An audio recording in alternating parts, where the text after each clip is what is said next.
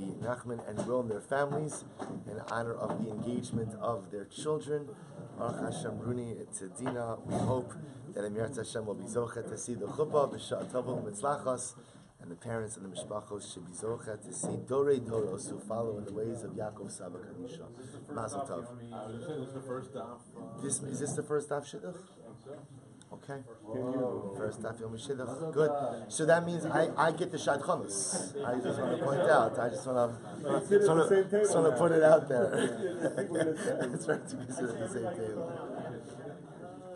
All right, Devosai. Let's begin. Today's daf is Chaf Vav 26.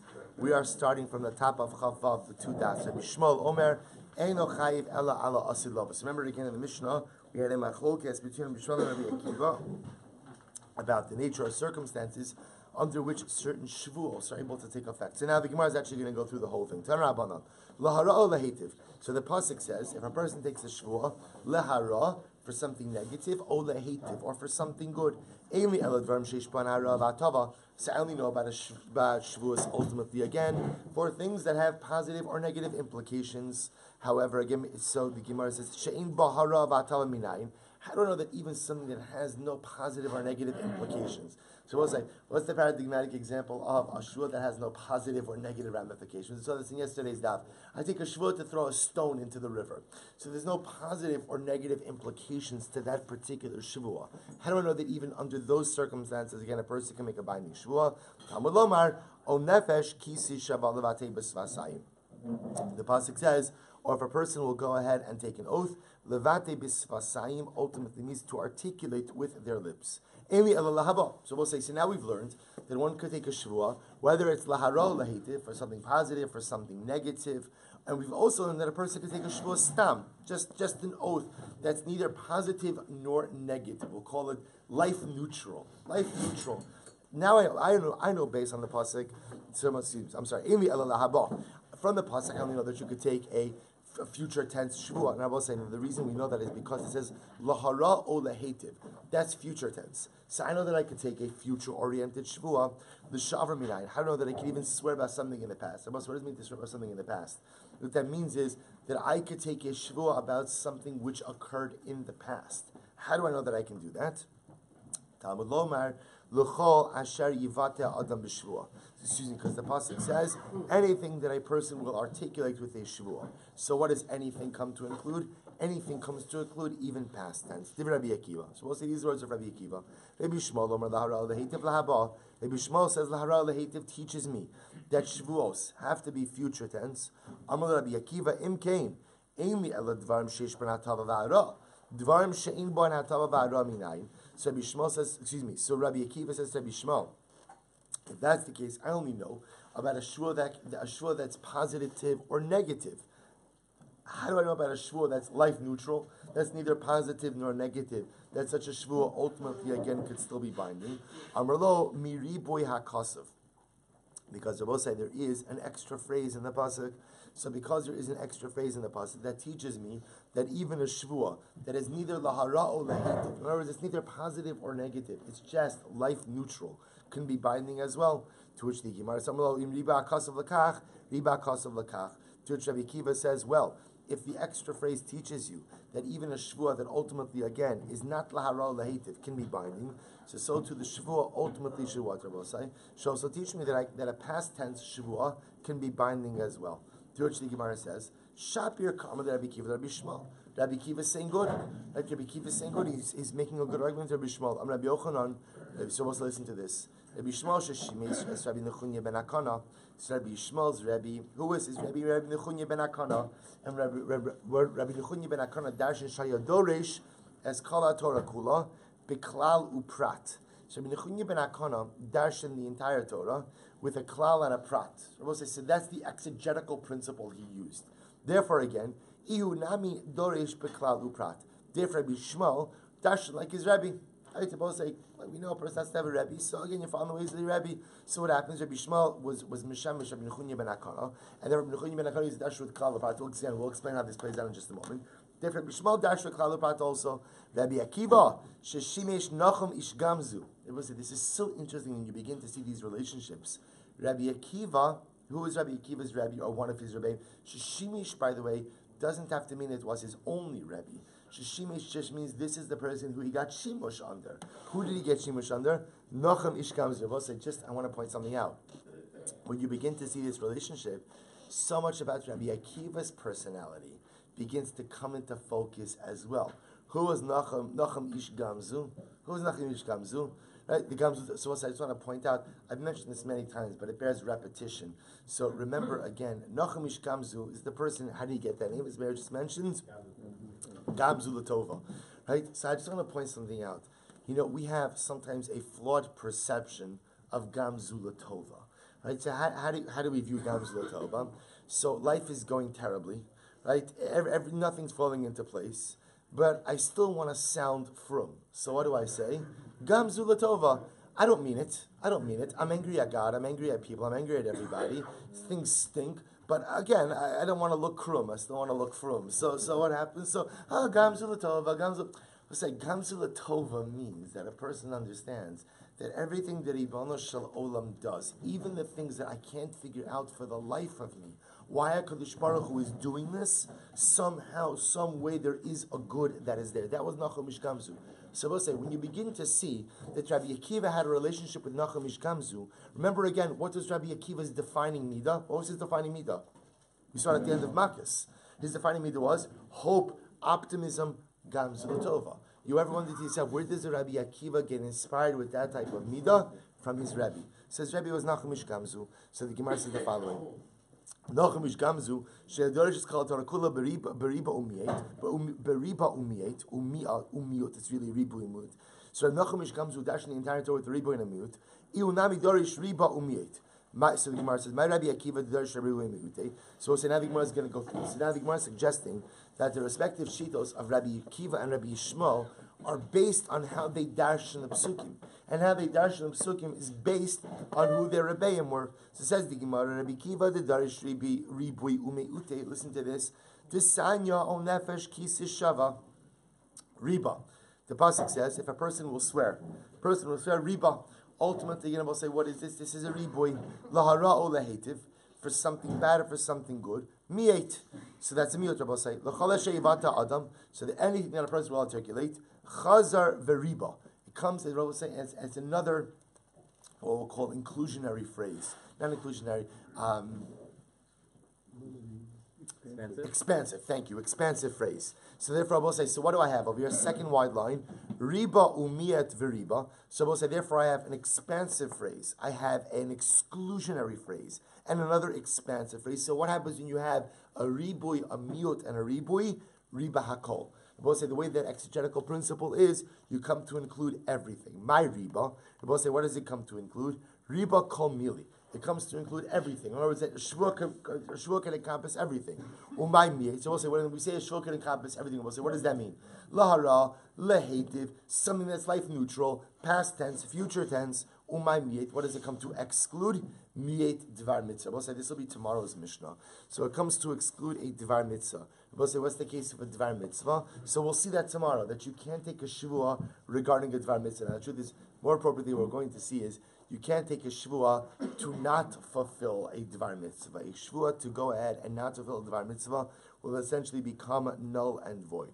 Rabbi Shmuel, the darish klal uprat. So Rabbi Shmuel who darshins klal uprat, what happens? Om nefesh kisi shava levate bisvasayim. So the pasuk says the following: if a person will swear to articulate levate bisvasayim, to articulate with his lips. So klal, we'll say that is a general statement. Lahara lehetiv. Person says the lehetiv prat. I will say that is a specific statement. Adam, anything that a person will articulate. Chazar v'kalal. So we'll say that is another general statement. So what do we have over here? Klal upratu klal.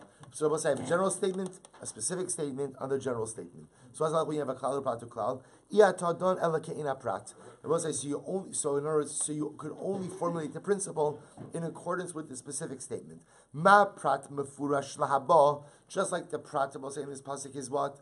Is future tense. Af kol lahaba. So to again a proper Shevuos, something that is articulated future tense. Ahani kala suye afilu dvarim sheim b'nei rava tava lahaba. We'll say the klal comes to include for me what? Even things that I will call life neutral. they're not ra, they're not tov, and they will be included under the umbrella of a Shevuos bitui as long as what? They're future tense. Ahani prata, but what does the prat come to do? Lemeute afilu dvarim shishman harav atava l'shavar. That comes to include Shevuos, even if there is harav atava, but they are phrased past tense. So the Gemara says, Eifachana, but maybe I'll switch it. Why can't I flip that around? I'm Rabbi Yitzchak, Dumya de lahara o lehetiv. Because it makes sense to compare it to something that is lahara o lehetiv.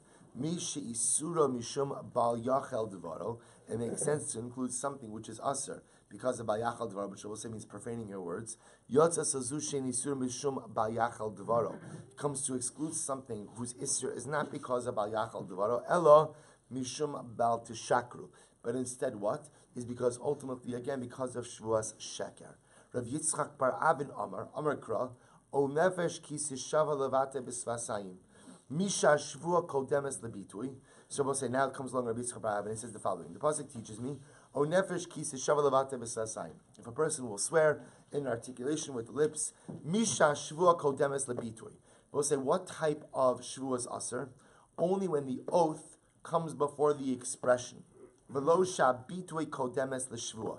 But now when the expression comes before, not the expression comes before the shvua. We'll say, what does that mean?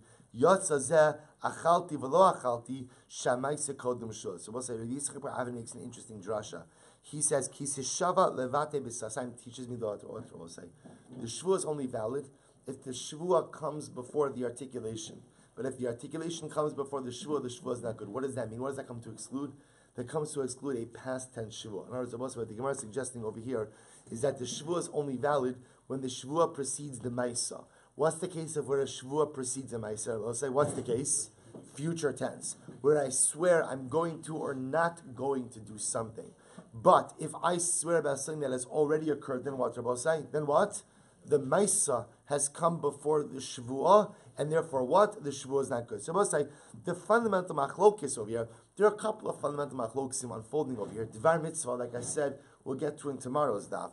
But the more fundamental machlokis for our purposes right now is whether or not a shvuas bitui has the ability. There are two machlokim. Number one, does it only go on something that has hara v'atava, or is it only for something I can do or I can't do? We're saying that is life neutral, the shvuas bitui can't take effect on that. That's machlokis number one. Machlokis number two is about the tense. Is a shvuas bitui only for future tense shvuas, or is it also for past tense shvuas? So we'll say both of these things, subject of the machlokis between Rabbi Akiva and Rabbi Shmuel. Okay, Tan Rabbanim. So we'll say that machlokis is still there. We will resolve it in Yirtzeh Hashem. Tan Rabbanon. Ha'adam b'shvua. So we'll say again. The pasuk says, "O nefesh ki sishal levate b'sayin la'ara le'etiv l'chol asher yivate ha'adam b'shvua." So any shul that a person will articulate. Listen to this. Prat la'anos. We'll say this comes to exclude an ones shvua. Again, this is a brisa. We're going to quote the brisa, then we're going to dissect the brisa. So prat la'anos. We'll say this comes to exclude an ones case.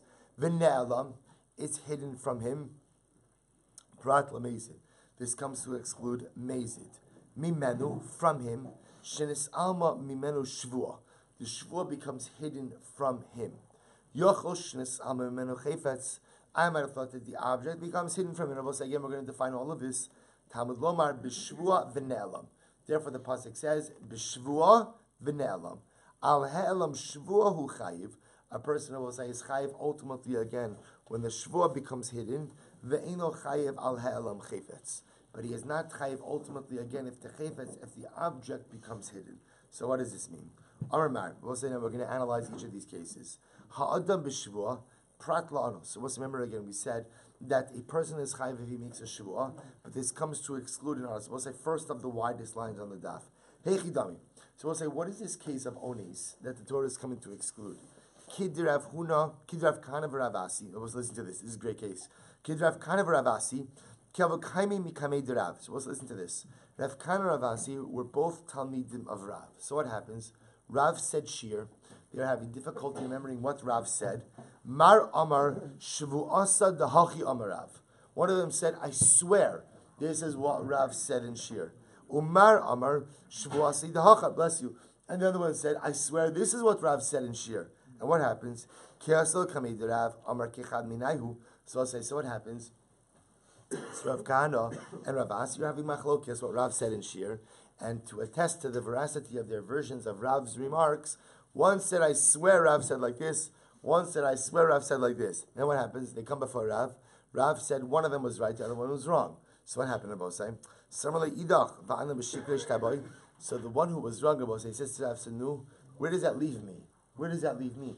Does this mean that I swore falsely? Does this mean I swore falsely? Amarle libcha ansach. Your heart was ma'anes you, right? Your heart deceived you. Look at Rashi. It will say libcha ansach kasavar hayista lishava be'emes. You thought you were swearing truthfully, so it turns out you were swearing falsely. But you thought you were swearing truthfully. Therefore, what? You're not chayav. So we'll say this is the first exemption from shuf. A person thinks that he's swearing truthfully about something, and then it turns out that what? That he really swore falsely. He's ultimately again going to be pater for any type of false shvuah. So we'll say this is and this by the way is very important because sometimes a person and the Rambam Paschal is like the Salach L'Maisa, a person thinks that they're undertaking a shvuah that is emes. It turns out that what they're swearing about is sheker. They are pater for such a shvuah. Incredible. V'ne'ela mimenu. So we'll say next exemption is where the truth was hidden from me. So we'll say what's the case over here? Shenis alim mimenu shvuah. And we'll say the case over here is where I forgot about the shvuah. In other words, I took a shvuah. I forgot about the shvuah at the time that I violated the shvuah. So what's the halacha of the Brisa says? I'm pater. I'm not chayav for violating the shvuah. To which the Gemara says, Yochol shenis alim mimenu chayfetz. I might have thought both say that the case is where maybe I remember the shvuah, but I forgot about the object I swore about. We're going to define this case in just a moment. I might have thought that in that kind of case it should be pater also. Talmud lomar b'shvuah v'ne'elam mimenu. Therefore the pasuk says b'shvuah v'ne'elam mimenu al ha'elam shvuah hu chayiv v'eno chayiv al ha'elam chayfetz. I both say I am chayiv ultimately. I'm only pater on ha'elam shvuah, but I am chayiv for ha'elam chayfetz. Both say so. What does that mean? Machku alei b'ma'arava. So when they said over this halacha, they laughed about it in Eretz Yisrael. Bishlam hashvua mishkachas labelo chayfetz. So we'll say, watch this. I could find a case where I could forget about the shvua, but remember the object. What's that case? Kigon damar shvua shelo ochal paschitin. Let's listen to this case. I swear I'm not going to eat wheat bread. So I'm not going to eat wheat bread. And what happens? V'kasavar she'ochal ka'amar. So we'll say, so what happens? So I swore that I wasn't going to eat wheat bread. And then what happens? I made a little mistake. I thought what? I thought I swore that what Rabbi say? I will eat it. Okay, it could happen. I swore I wasn't going to eat it. I swore I thought I said I would eat it. So what happens? Kasavar she'ochal kamar dishvu'an se inshi chefza dikir. I forgot the shvuah. I remember the chayfetz. So you ever have one of those days where I know I swore about bread, I just don't remember what it happens. It happens, right? Diet. I'm sorry. Diet, right? I know I swore about chocolate cake. I just didn't remember. Did I swear I would eat it, or I swear I wouldn't eat it? So what happens over here? So this is a case where I forgot the shvuah, but I remembered the chayfetz. Okay. Chayfetz below shvuah. We'll say, how can you ever have a case where you swore about the chefza? I remember the chefza, but I forgot the shvuah. We'll say, what's the case? So the Gemara says, Kigon da amar shvuah shelo ochal paschitin v'kasaver shel soren kamar. Listen to this. So what's the case? The case must be is where I swore that I won't eat shelo ochal paschitin. I swore that I won't eat wheat bread.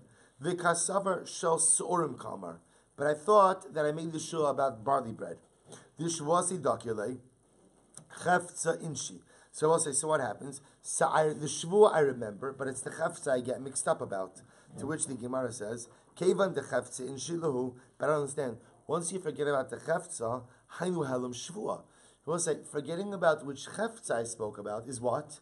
Is helam shvuah. In other words, that's not object confusion. That's oath confusion. To which the Gemara says, Amar Rabbi Lazar, da v'da achasi. Rabbi Lazar says, you're right. Rather, helam chefza, helam shvuah is the same thing. Maskif Rav Yosef Alma Chefza below Shul Mishkachasla. So you're telling me then that ultimately again Helam Chefza without Helam Shvu is not possible. So the Gemara says Mishkachasla, but it's not true. It is possible. I'll give you a case. Kigon do Amar Shvu Shelo Ochal Paschitin But say, I take a shvuah that I'm not going to eat wheat bread. V'hoshit yada l'sali tal pas sa'orin. So I stick my head in the bread basket to what Rabbi said, to take out a loaf of barley bread. In other words, I remember my shvuah, I remember the object, I put my hand in the bread basket with the intention to what, to take out a loaf of barley bread. V'alsa biyado shel chitin. And what happens, Rabbi Sai? I end up taking out wheat bread.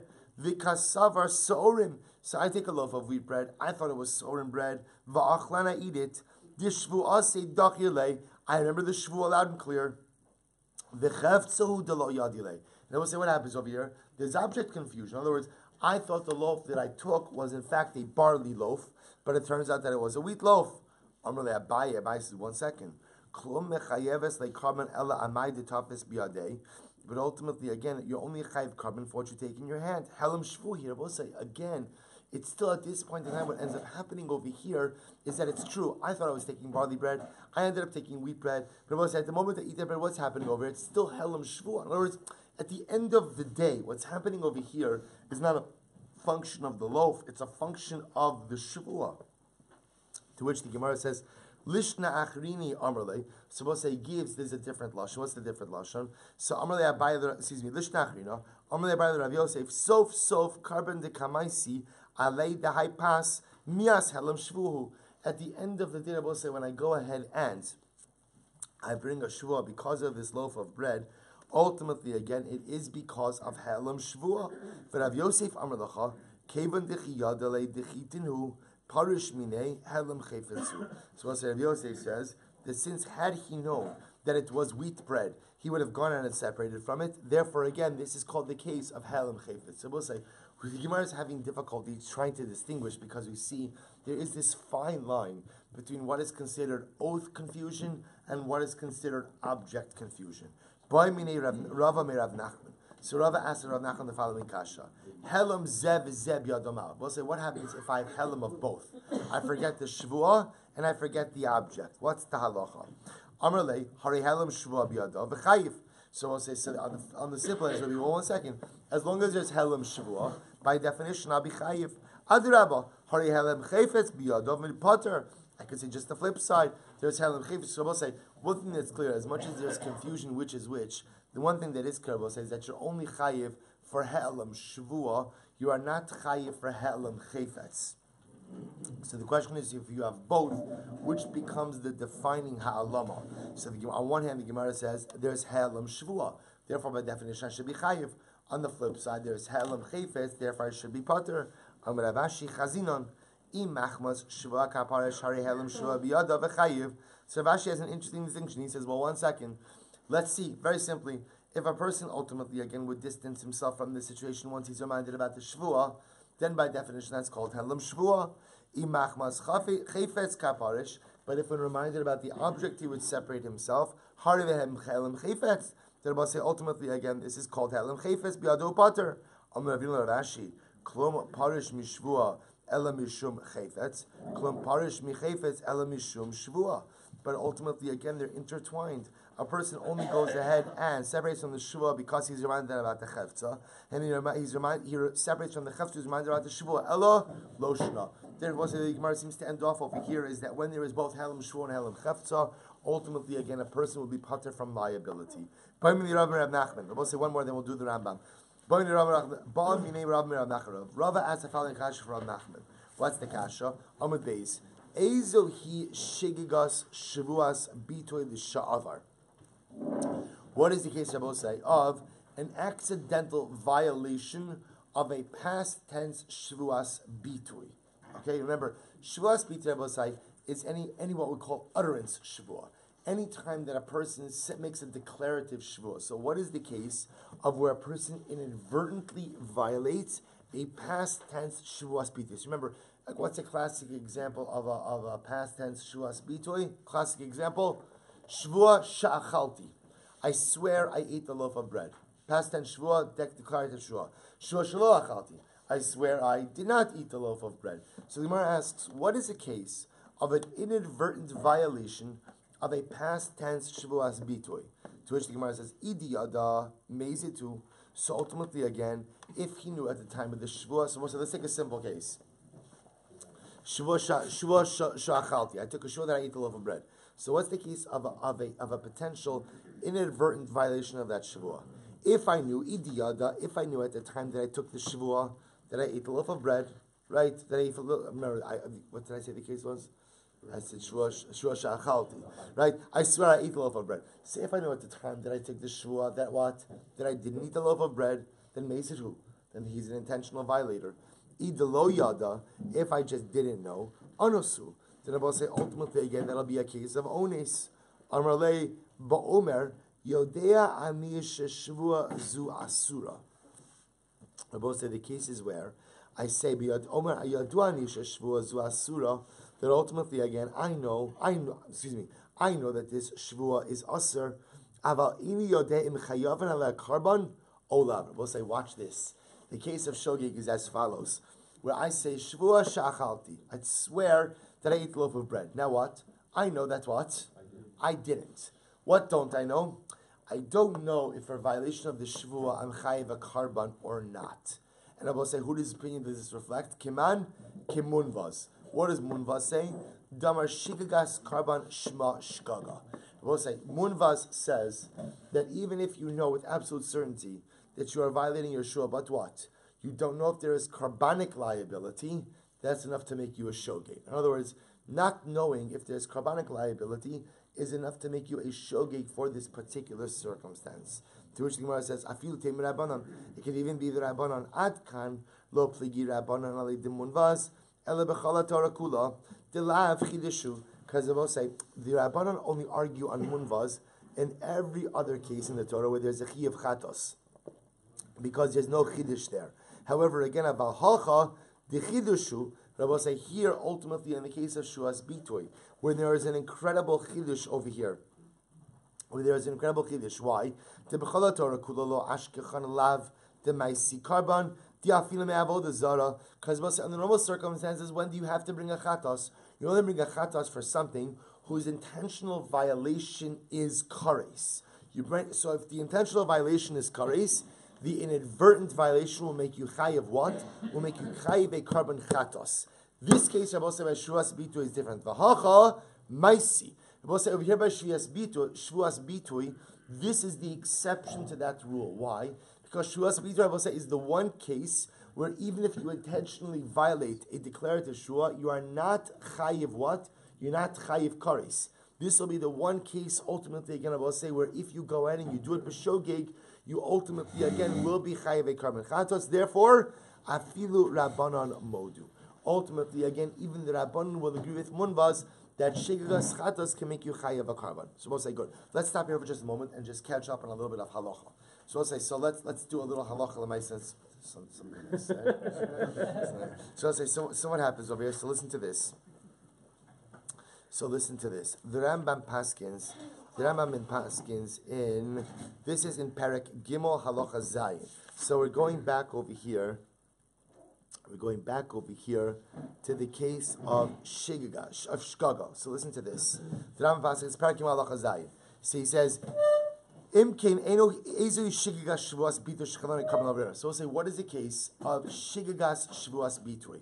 What is the case ultimately again where a person makes a mistaken shvuah for which they will be chayav a carbon olav yored? Watch this. Kigon shenishpa shelo achal v'yada sha'achal u'sheshvuas sheker zu shenishpa asura aval lo yada shechayavan alei carbon zoi ashgaga shechayavan alei carbon olav yored b'shvuas b'dishavos. Well, listen to this.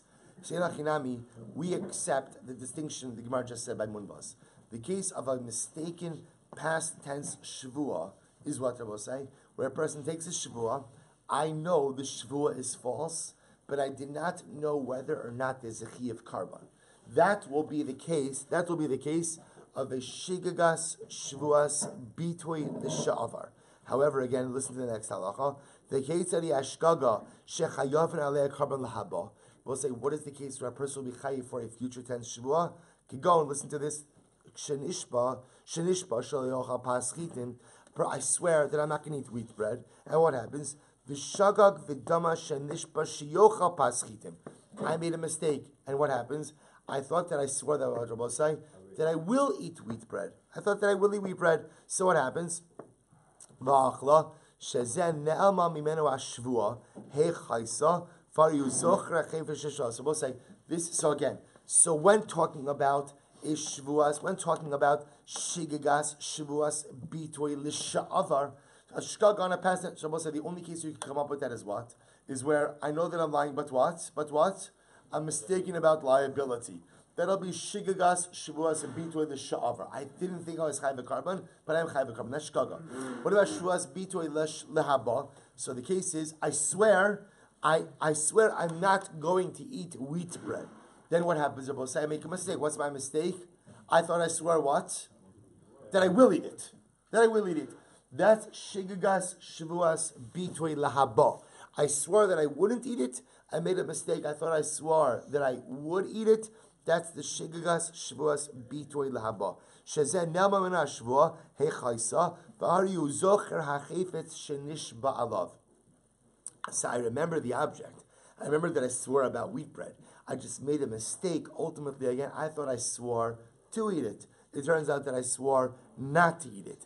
Zohi Shevuos shigagas Shevuos bitoi lahaba shechayavin alei carbon. Well, listen to this. Aval in nishpa shelo yochal paschitin va'achal paschitin al dashi pasorim. I will say if I swore that I'm not going to eat wheat bread, and what happens? I took a loaf of bread because I thought it was barley bread, but it turns out that it's wheat bread. Harei ze ones upater. So we'll say in that case, I'm going to be patur lagamrei. Why? Because that's not even a case of helam shvua. In that case over here, I was told I'm cognizant of the shvua. What happened of the Rabbosai? That was helam chayfetz. There, in that case again, I had object confusion. So it turns out, the Rambam Paskin is like this: where there is object confusion but shvua clarity, I'm totally patur. Where there is object clarity, but shvua confusion, that is where I will be chayiv. There you go. Okay, incredible. So more goes weiter. We'll say there's still more. Now you have Gemara confusion, right, and shvua confusion, and zero life clarity. Okay, I got it. And the answer is you're chayiv, right? So you're chayiv. So let's go weiter. Amar Shmuel. We'll say now we get into some interesting cases about Shvuah as well, which we're going to just get to the right Rambam for this. Good. We'll see some interesting Rambams over here also. Listen to this case. Amar Shmuel. Gomer belibo tzarach sheyotzi b'svasav. So we'll say Shmuel says that if you have in mind to take a Shvuah, so even if you have complete Kabbalah in your mind, that complete Kabbalah. I'm sorry. Thank you. Thank you. We'll say what happens if a person swore not to eat a loaf and then his life became endangered. He has to eat the loaf. So what's the halacha? So Mahu. So the Gemara says, Mahu, what's the question? Of course, again, if it's sakana, if he doesn't eat it, of course he's permitted to eat it. Ela mitzta'er va'achla bishgaga. Rather, what's the case I will say? The case over is mitzta'er. So it actually says bera. It's changed bera. V'i nami lo nama memeno haya ochla va'achla b'shoggi b'helam shos. So we'll say, what's the case over here? The case over here is where I made a shvua not to eat this loaf, but the truth is I'm very distressed by the shvua, and I stood ready to violate the shvua. I'm going to eat the loaf. But it turns out that's what happened in Rabosai. I didn't end up violating the shvua. Instead, what ended up happening? I forgot about the shvua. So I ended up going ahead and consuming the loaf. What's talacha mais? Well, see here this case. This case is I would have violated the oath anyway. It just happens to be I mamish forgot about it. What's talacha? Amar le tanina shav midiyaso mevi karban al shigagoso. I will say if a person ultimately again, had he known about the fact that what he was about to do was prohibited, but he forgot about it. In other words, but he violated it anyway. So that's the halacha is he brings a carbon for the shgaga. Lo shamid yaso. But at the end of the day, if this was a case where even had he been aware that what he was about to do was wrong, he would not have abstained. Ein maybe carbon al shigagasa. So most of that seems to be this case over here, where Lamaisa again, since I stood intent on violating the shvua, even had someone pointed out to me at the moment that I'd forgotten about the shvua, by the way, that loaf is asur, I would have done it anyway. Therefore, I will say that would be a case where a person would not bring a carbon for their violation. Amar Shmuel, Gamar believe what's our shiotzi bisvasav. Shmuel says, We'll say, even if a person has explicit intent to make a Shevuah, until he articulates it with his lips, until he says it, it is not a binding Shevuah. Shenemar levate bisvasayim. Because the pasuk says to articulate with his lips. Meisvei bisvasayim velo believe. So here, the Gemara seems to be saying about a very logical idea, which is what? That Allah even if you have what's called cardiac intent, right? Even if it's clear, I know I'm going to take the Shevuah, until you actively articulate it, the Maisa, it's not binding. So we'll say now the Gemara quotes it, but I say it gets very exciting now. Hold on. Bisvasayim velo believe. The pasuk says you have to articulate it with your lips and not with your heart. So Gamar belibo minayin. Yet how do we know that even if you had a Kabbalah in your heart to take a Shevuah that is binding? Talmud lomar lechola sheivata adam mishvuah. Anything that a person will articulate for a Shevuah. So what just happened over here? Haguf Agash. We'll say second wide line. We just have an inherent contradiction. Look what you just said. Amrit, bisasayim velo believe. So first, what did the Brayse Rabbi say? That a Shevuah is only binding if what? If you articulate it with your lips and not if you think it. V'hadir amrit gamar belibo minayin. And then right afterwards, what did you say? Then afterwards, you said that if a person has a Kabbalah in his heart, how do you know that it's binding? Amar Rav Sheshes halokasha. Rav Sheshes says it is not a contradiction. Hachi kamar. This is what it means to say. Bisvasayim velo shegamar belibo. Excuse me. Hachi kamar. Bisvasayim velo shegamar belibo. Lahotzi bisvasa velo hotzi gamar belibo stamina. And let's listen to this. So under normal circumstances, bisvasayim teaches me velo shegamar belibo. It's not enough to have it in your heart. Lahotzi bisvasav velo hotzi. We'll say what happens ultimately again if a person articulated with his lips. Velo hotzi gamar belibo stam minayin. Talmud lomar l'chol asher yivata. So we'll say the Torah says anything that a person will articulate. Al l'shmuel kashya, but according to Shmuel we have a kashya. Amar Rav Sheshes taritz v'emachi. This is what it means to say bisvasayim with your lips velo shegamar belibo lahotzi paschitin. So we'll say listen to this. Not enough that if a person had it in his mind and his heart to articulate paschitin v'hotzi pas so'orin. So we'll say listen to this. How do I know that if I had in mind to aser paschitin, right? I had in mind to take a shonati paschitin, and then what happens? But I had a slip of the tongue, and what did I say? Pas so'orin. So we'll say, or gomer belibo lahotzi paschitin, votzi pas tamina. So we'll say, so listen to this. So case number one, the Gemara is teaching me is if I had in mind to aser pas so'orin, paschitin, excuse me, and then what happens? I have a slip of the tongue, and I say what? Pas so'orin. We'll say such a shvuah will not be binding upon me. What about Kamar Belibo Lahotzi Paschitin? What if I had in mind to aser Paschitin? Vahotzi Pas Stam. Then we'll say, I just say Pas Stam. I just aser Pas. So Minayin, Talmud Lomar, L'chol Asher Yivata Adam. Therefore the pasuk says anything that a person will articulate. Meisvei, Motzas Vasecha Tishmar Va'asisa. Pasuk says anything that you articulate, you should keep and you should perform. And the other Shotzi B'Svasav. I only know that it teaches me anything articulated. Kamar Belibo Minayin. I know that even if I went ahead and even if I went ahead and had in mind that it should be binding, Talmud Lomar, Kol Nediv Leiv. Therefore, by the pasuk, I will say, where is this pasuk? Kol Nediv Leiv. This is by the Mishkan. Kol Nediv Leiv. The Gemara is suggesting, teaches me what Rabbi saying that even if I have a Kabbalah in my heart, it should be binding. So the Gemara says, Shiny Hasam Dechsev Kol Nediv Leiv. It's different by the Mishkan because by the Mishkan it says Kol Nediv Leiv. V'nigmar minei. So why don't we learn out, we'll say, from the Trumas HaMishkan, that even if you have in mind to make a Kabbalah, it should be binding. So the Gemara says, Mishum dahava Truma v'kodshim shnei ksuvin habayim ke'echad. Because ultimately, again, Truma and Kodshim, we'll say, are two halachas. Rashi says over here, Truma v'kodshim, Trumas meleches HaMishkan ksiv, that's the last Rashi in the daf. Ksiv ba kol nediv leiv haviu. The gabi kodshim ksiv b'chiskio b'sefer divrei yamim kol nediv leiv olo. So we'll say we see ultimately again by truma. Truma in this case means trumas hamishkan, donating to the mishkan. So the Torah uses the lashon of nediv leiv. We see by kodshim, by the pasuk in Chizkio, in divrei yamim. There's no pasuk Chizkio, right? By Chizkio in divrei yamim it says Nediv Leiv Olo. So we see by Kodshim and we see by Trumas HaMishkan the lashon of Nediv Leiv, which seems to teach us that what? That even if you have in mind to obligate yourself to something, then ultimately again it is binding. To which the Gemara says, because Truma and Kodshim are Shnei Ksuvin Habayim Ke'echad, V'chol Shnei Ksuvin Habayim Ke'echad Ein Melamdin. and Rabbi saying any two psukim that ultimately come to teach me one thing cannot be used as a proof text. So let's remember again, we've learned this concept many times throughout our journeys in Shas. Shnei Gisura by Melamdim means the following. If the Torah wants to teach me a principle, all it needs to do is what? All it needs to do is what? State it once. If it goes out of its way to state it twice, it's coming to tell you that the principle only applies in the stated areas. It is not meant to serve as a principle in other areas as well. So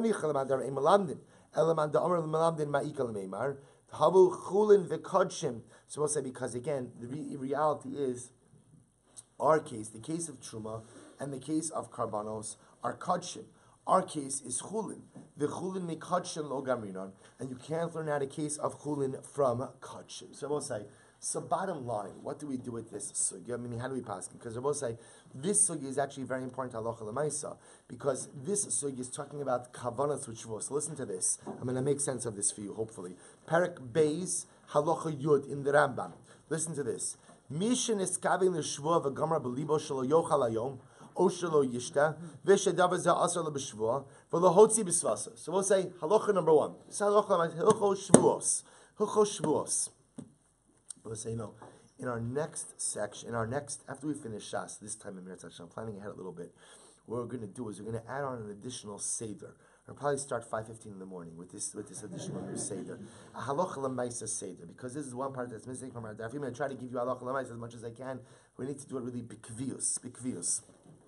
So I'm just giving you, I'm not doing it justice, but just you should walk with Halacha L'maisa.